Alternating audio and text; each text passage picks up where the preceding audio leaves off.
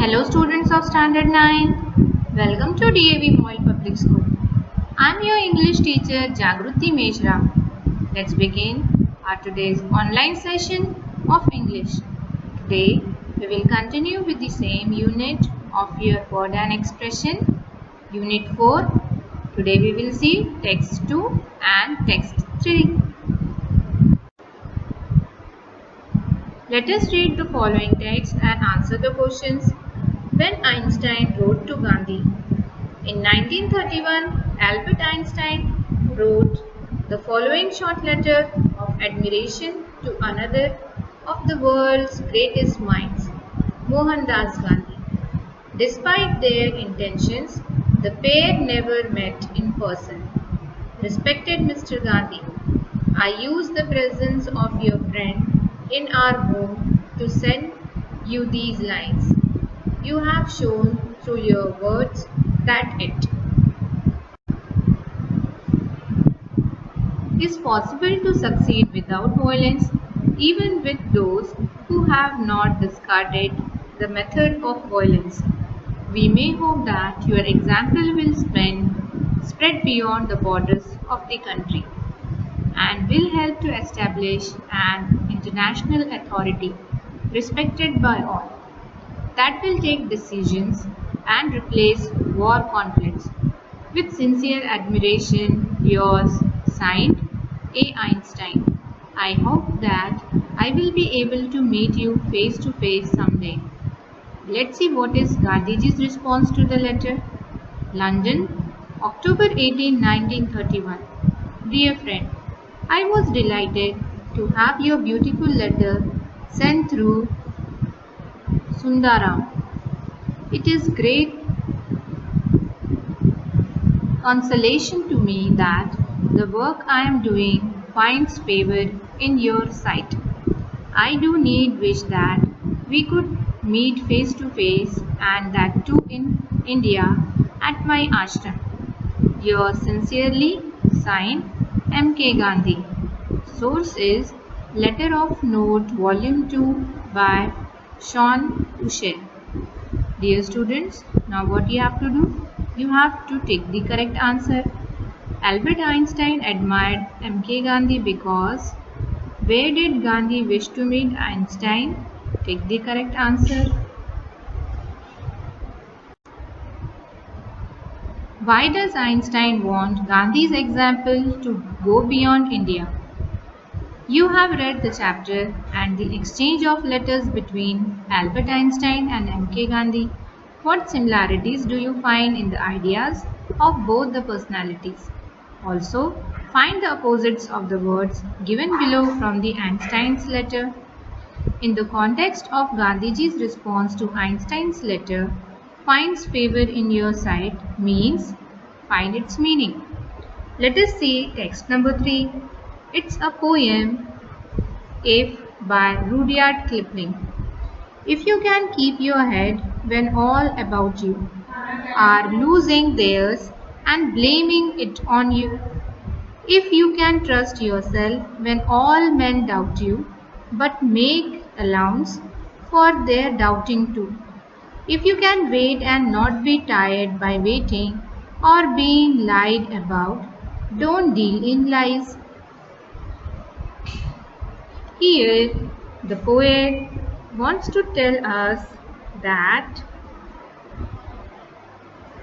to stay strong and clear-headed even if others are hostile towards us, to trust ourselves even when others don't, to encourage patience, to not lie even if people lie about us, to not hate others even if we are hated ourselves, and finally, to not boast or seem too perfect and clever about all of our strengths. We shouldn't look too good nor talk too wise.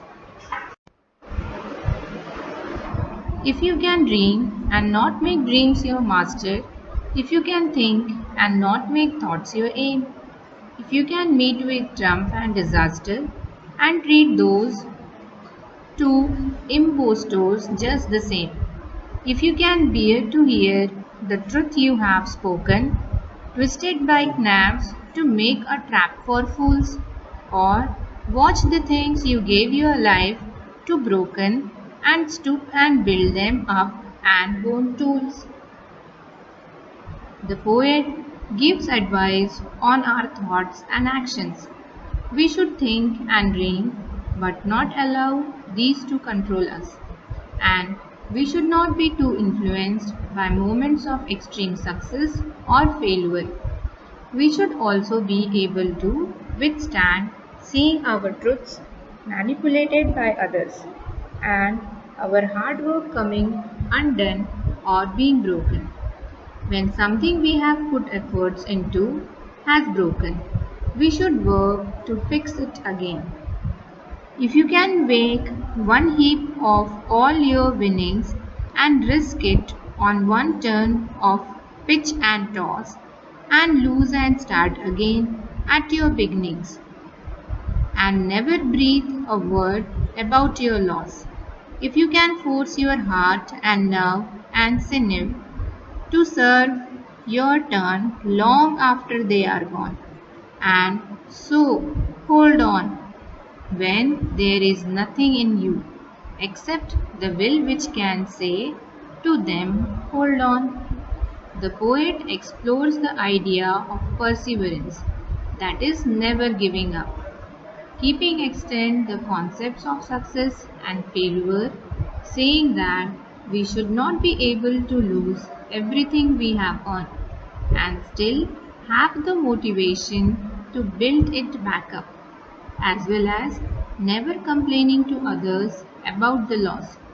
We should push our nerves and emotions as far as they will go, and then some more by making our willpower stronger than anything else.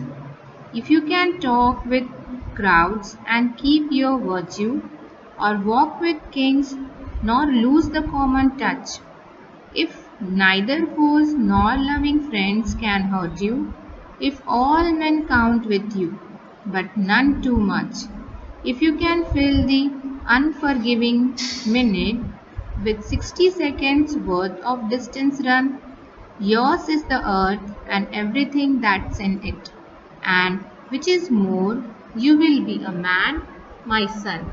Rudyard Kipling. Finally, the poet is saying about achieving greatness by staying humble. He says we should keep our individuality and goodness when talking to crowds as well as staying in touch with everyday people even when achieving high status. We should make ourselves liked by everyone, although not the point of obsession. If we can fill even the smallest amount of time with achieving our long-term projects and goals, then the earth is ours and we will be fully adult. Now dear students, here are some questions for you to solve. Which line in the poem tells us to have self-control, a clear head and not to become bitter when speak against us? In stanza 1, just find the lines.